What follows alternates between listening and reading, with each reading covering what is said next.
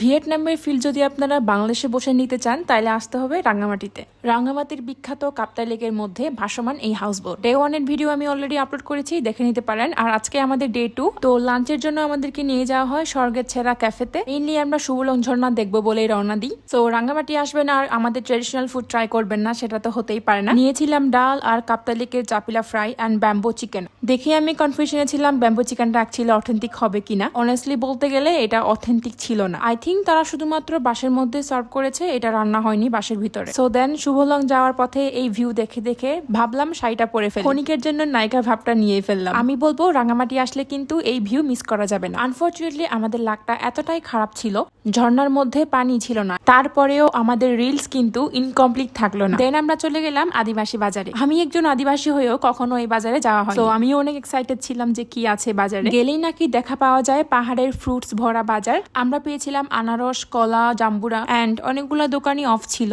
As আমাদের যেতে যেতে প্রায় 6 ওভার হয়ে গিয়েছিল। প্রত্যেকটা দোকানে অথেন্টিক চন্দন, সম্পূর্ণ নিজের হাতে বোনা চাদর, পাখা, 3 পিস, বেডশিট, অনেক কিছুই পেয়ে যাবেন এই বাজারে। সো আমার হাইলি রিকমেন্ড থাকবে যারা এই আদিবাসী বাজারে যাবেন, ফ্রুটস কিন্তু মিস করা যাবে না। এন্ড আমরা ট্রাই করেছিলাম আনারস, সুপার ডুপার মিষ্টি ছিল। এই হলো আজকের blog. Thank you so much for watching me. By.